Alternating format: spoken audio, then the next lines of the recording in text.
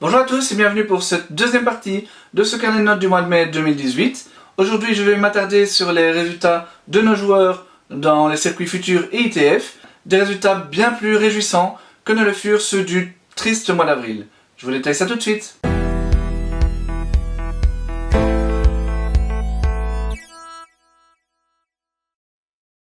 Et je commence à nouveau par les filles, avec le résultat le plus enthousiasmant, c'est-à-dire la première victoire en 25 000 $ de Kimberly Zimmerman. C'était d'ailleurs un petit peu absurde pour une joueuse d'un tel niveau de n'avoir compté jusqu'ici qu'un seul titre de 10 000 $ à son palmarès. Alors ça tient bien sûr au fait qu'elle ne s'est pas éternisée sur ces tournois, sans quoi elle en aurait sans doute gagné beaucoup plus. Elle est assez rapidement partie se frotter avec de meilleures joueuses sur les 25 000 $, ce qui était clairement un bon choix en termes de progression, mais qui ne lui a évidemment pas permis de se forger un palmarès plus riche. Et pourtant, tout avait vraiment très mal commencé pour Kim en ce mois de mai. Alors qu'elle était engagée dans un tournoi à Rome, des voleurs ont fracturé sa voiture et dérobé tout son contenu.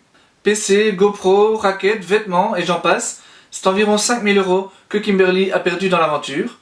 Et quand on sait que pour une joueuse de son niveau, classée entre la 300e et la 350e place, tous les euros comptent, eh bien c'était une véritable catastrophe.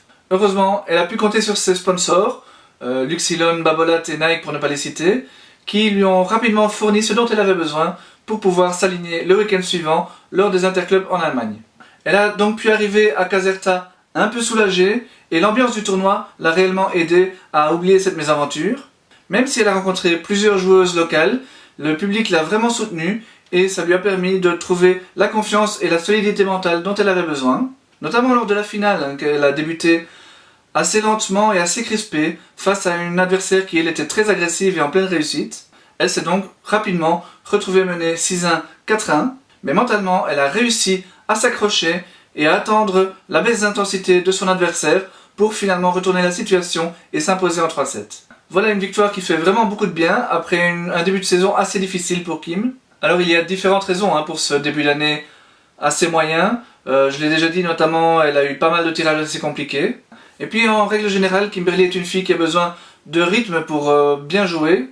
Si sa pause hivernale lui a fait du bien, puisqu'elle a tout de même pu travailler son physique, et ce qui lui a certainement évité des blessures cette année, ça l'a aussi malheureusement un petit peu coupé dans son élan, après une deuxième partie de saison 2017 qui était vraiment très bonne. Kim va maintenant disputer de 25 000 $ avant de prendre un petit peu de repos pour, durant l'été, s'orienter vers des tournois un petit peu plus relevés, avec pour objectif d'ici la fin de l'été, d'augmenter encore un tout petit peu son classement afin de pouvoir participer aux qualifications de l'US Open, ce qui serait son tout premier grand chelem. Après une saison 2017 gâchée complètement par les blessures, Gretchen Minion réussit un très bon retour en ce début de saison. Elle avait déjà remporté un titre au mois de mars. En ce mois de mai, elle a doublé la mise lors d'une épreuve à Antalya. En Turquie, elle s'est baladée durant quasiment tous les matchs, hormis la demi-finale où elle a tout de même perdu le premier set avant de dérouler dans les deux autres manches.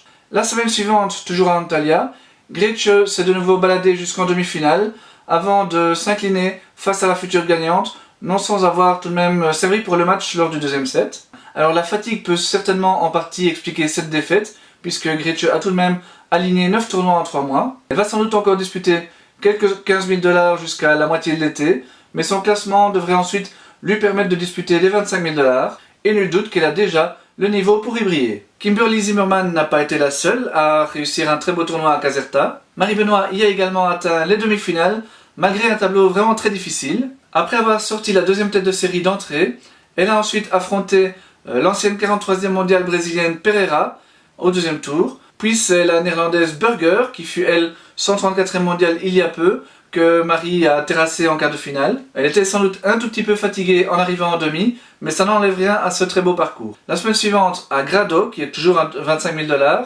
elle se hissait à nouveau en quart de finale. Elle a tout d'abord pris sa revanche face à la joueuse qui l'avait éliminée en demi à Caserta, avant de battre Rybakina, qui est 219e mondiale au deuxième tour. En quart, elle obtient encore une balle de match lors du tie-break du deuxième set, mais la remise ensuite au lendemain de la suite de la rencontre à partir de 1 set partout lui a été fatale. Un peu plus tôt dans le mois, Marie avait déjà franchi un tour dans les qualifications du tournoi WTA de Rabat. Son moins bon résultat, finalement, elle l'a connu lors d'un 15 000 $ à Hammamet, où elle a été battue au deuxième tour alors qu'elle était première tête de série. Deux autres Belges se sont hissés en finale de tournoi 15 000 $ lors de ce mois de mai.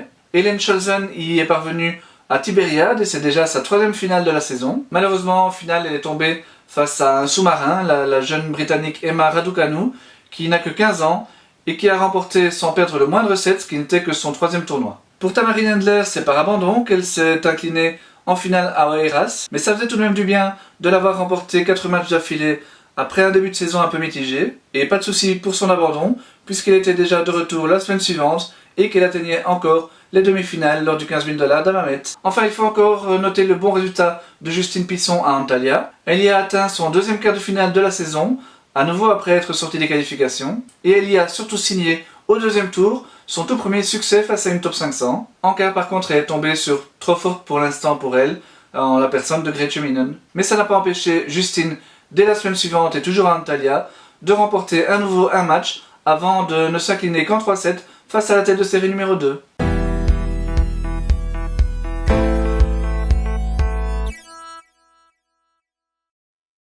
Comme pour le top 3 ATP, j'ai un petit peu hésité tout de même entre les 2 premières places du podium du top 3 futur. J'ai finalement décidé d'octroyer la première place à Jonas Merckx pour souligner sa persévérance. Âgé de 24 ans, Jonas est actif sur le circuit des futurs depuis 2013, avec quelques bons résultats, 3 finales notamment, mais il n'avait jusqu'ici pas encore réussi à remporter un titre, un trou dans son palmarès qu'il a réussi à combler à Rivne en Ukraine. Les choses n'ont pas été franchement faciles, en tout cas en début de tournoi, puisqu'il avait dû disputer son match d'interclub encore le dimanche précédent en Allemagne. Même s'il a remporté ses matchs d'interclub et avait donc emmagasiné un petit peu de confiance, il a tout de même dû se lever en pleine nuit pour prendre son avion et n'est arrivé finalement sur le site du tournoi que le lundi très tard au soir. La fatigue peut donc clairement expliquer ses difficultés en début de tournoi, notamment au 2e tour où il est passé à 2 doigts de la défaite. Jonas a été plus dominateur à partir des quarts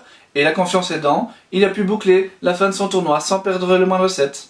La semaine suivante, toujours dans la même ville, Jonas a été battu en quart de finale par le joueur qu'il avait réussi à éliminer 6 jours plus tôt en demi, mais la fatigue, surtout mentalement, explique bien sûr cette petite contre-performance. Toujours est-il que cette victoire et le nouveau classement qui va avec vont ouvrir à Jonas de nouvelles opportunités. Il va encore disputer des futurs et quelques tournois nationaux cet été, mais il va aussi commencer à réfléchir à la possibilité de disputer quelques challengers.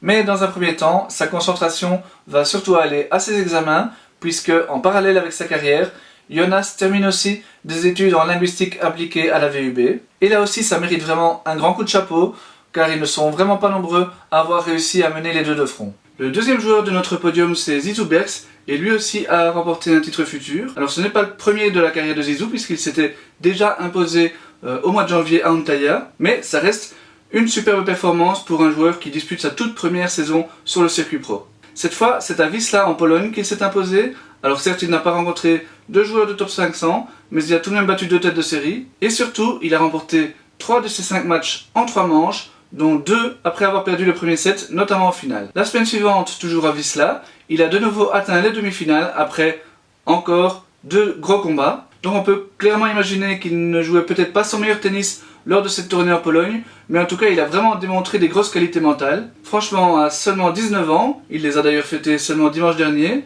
ce joueur m'épate vraiment et je pense vraiment que son potentiel pourra le mener très loin. Ça fait longtemps qu'on n'a plus eu l'occasion de parler d'Omar Salman en bien. Il est vrai que depuis 2 ans, ses résultats sont loin du niveau qu'on pouvait l'espérer le voir atteindre après son excellent début de carrière. À l'époque, il remportait déjà son 2e titre futur, quelques jours à peine après avoir fêté son 20e anniversaire. Mais avec seulement une demi et 2 quarts réalisés sur toute la saison 2017, il a chuté d'une place dans le top 500 jusqu'à la position de 857e mondial au mois de janvier. Il a donc décidé de quitter le centre AFT l'été passé et a fini par poser ses valises du côté de Javea à l'académie David Ferrer au mois de novembre. Et les choses se sont améliorées depuis puisqu'il avait déjà atteint 3 quarts de finale lors des 3 premiers mois de la saison, mais il a encore franchi un cap en atteignant la finale du futur de Val d'Orex ce mois-ci. Dans ce tournoi très relevé, il a tout de même battu 2 des 3 favoris, dont Gutiérrez Ferrol, le 270e mondial, ce qui constitue la 2e meilleure perf de sa carrière. Il a ensuite poursuivi sa route à Ustron, en Pologne,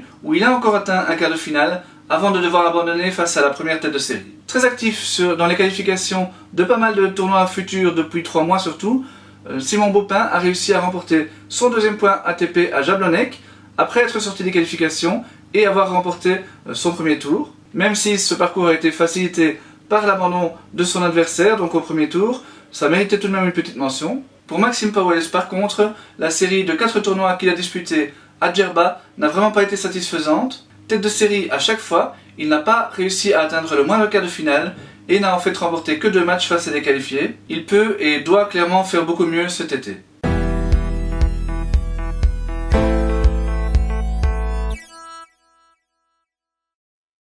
Au classement masculin, hors du top 10 belge en tout cas, les 2 grands bénéficiaires du mois sont évidemment les vainqueurs en futur, soit Jonas Merckx et Zizou Bergs. Jonas notamment n'est plus qu'à un cheveu du retour dans le top 500. On voit que Omar Salman progresse bien également. Par contre, il y a aussi quelques fortes chutes, dont celle de Clément Gaines qui se poursuit. Chez les filles, les résultats de Kimberly Zimmerman, Tamarine Handler et Gretchen Minen ne seront comptabilisés qu'au lendemain de Roland Garros. On peut malgré tout estimer qu'elles vont remporter toutes les 3 une soixantaine de places. Voilà, ceci conclut cette deuxième vidéo du carnet de notes de mai. J'espère qu'elle vous a plu. Je vous retrouve dans quelques jours pour vous parler des juniors, du double, du tennis en fauteuil et du Belgian Circuit. Portez-vous bien!